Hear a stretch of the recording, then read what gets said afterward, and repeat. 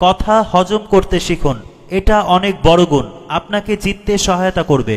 কথা না বাড়িয়ে নীরবে কাজ করে যান, আপনার কাজই আপনার হয়ে কথা বলবে। মন খারাপের কারণ অতীত আর টেনশনের কারণ ভবিষ্যৎ, তার চেয়ে বরং বর্তমানকে উপভোগ করুন, আনন্দে বাঁচুন।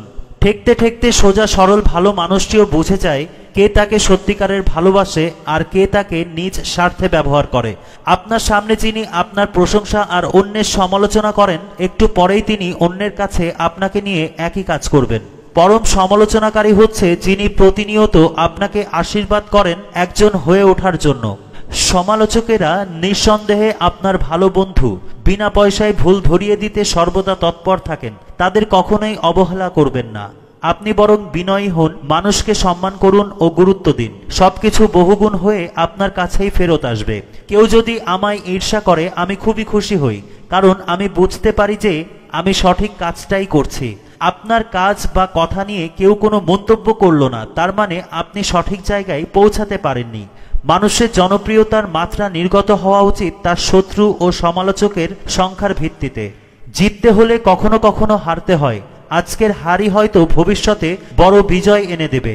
কখনো বোকার সঙ্গে তর্কে জড়াবেন না, এটা সময়ের অপচয়। সম্ভব হলে আপনি অন্যদেরকে জিতিয়ে দিন, জিতে গেছে ভেবে কেউ যদি খুশি হয় আপনিও নীরবে একটুখানি হেসে নিন। অন্যের সুখে সুখী হতে পারলে আপনিই মহাসুখী। চিতাবাঘ কখনো কুকুরের সঙ্গে দৌড় প্রতিযোগিতা করে না। আপনি যে চিতাবাঘ তা বোঝানোর জন্য শুধু সঠিক সময়ের অপেক্ষায় থাকুন। হয়তো অনেক কিছু পারেন, তবে দরকার নেই তা বলে বেড়ানোর। নীরবে কাজ করে যান, যার প্রয়োজন তিনি আপনাকে ঠিকই খুঁজে নেবেন। তবে অযোগ্য কাউকে টেনে উপরে তুললে সেই একসময় উল্টো আপনার যোগ্যতা নিয়ে প্রশ্ন তুলে প্রতিশোধ নেবে। আপনি দুনিয়ায় কাউকে বদলাতে পারবেন না, শুধু নিজেকে ছাড়া। আপাতত সেটাই করুন, নিজেকে বদলে ফেলুন আর অন্তত দুজন অসহায় মানুষকে জীবনে প্রতিষ্ঠিত হতে সাহায্য করুন। সবাই এই নীতিতে বিশ্বাসী হয়ে কাজ করলে চারপাশের দুনিয়া এমনিতেই বদলে যাবে। আপনার চিন্তা ভাবনার ওপরে যারা আস্থা রাখতে পারে না তাদেরকে খুব বেশি গুরুত্ব দেওয়ার দরকার নেই। নিজের প্রতি বিশ্বাস রাখুন, এটাই আপনাকে সবার মাঝে বিশ্বাসী ও আস্থাভাজন করে তুলবে। স্রেফ সময়ের অপেক্ষা।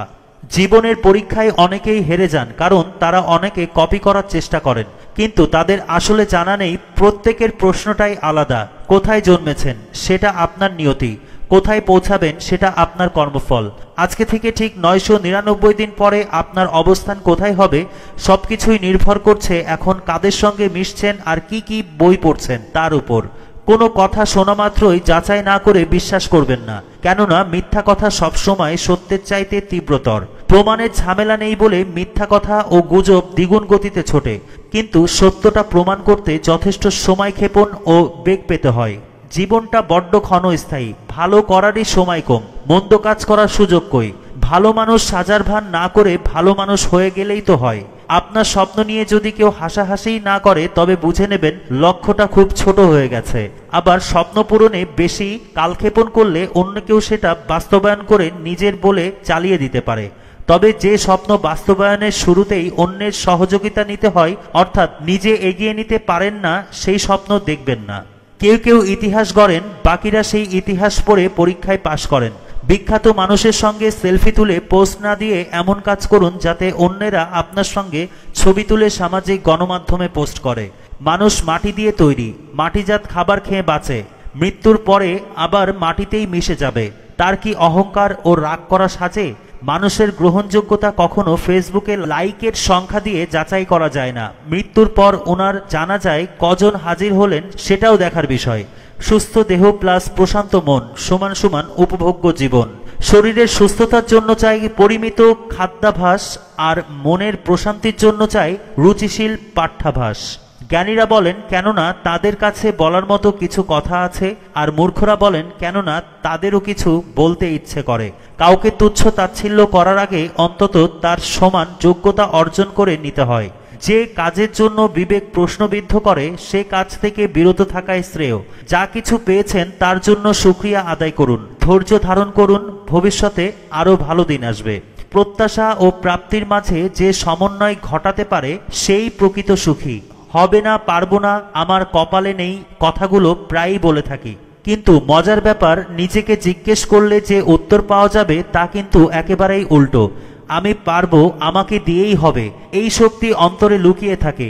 জীবনযুদ্ধে শক্ত হাতে হাল ধরতে পারাই সবচেয়ে বড় চ্যালেঞ্জ। নেতিবাচক ভাবনার টানুন ইতি বেড়ে যাবে জীবনের গতি।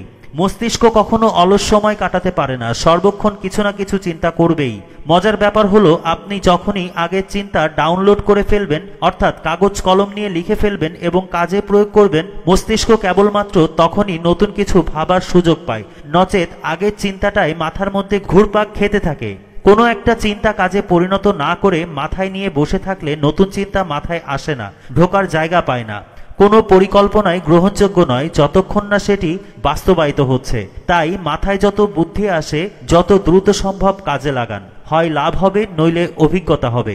অর্জন হিসেবে কোনোটাই মন্দ নয়। পৃথিবীতে এমন কোনো কাজ নেই যা করলে জীবন ব্যর্থ হয়। জীবন এতটাই বড় ব্যাপার যে একে ব্যর্থ করা খুবই কঠিন। যারা কোনো কালেই কিছু করবে না তারাই কেবল বলে অসম্ভব। এ জগতে মানুষের কাছে অসম্ভব বলে কিছুই নেই, থাকতে পারে না। এ পৃথিবীতে অসম্ভব বলে যদি কিছু থাকে, সেটা আছে কেবল মূর্খ ও অলসদের অভিধানে।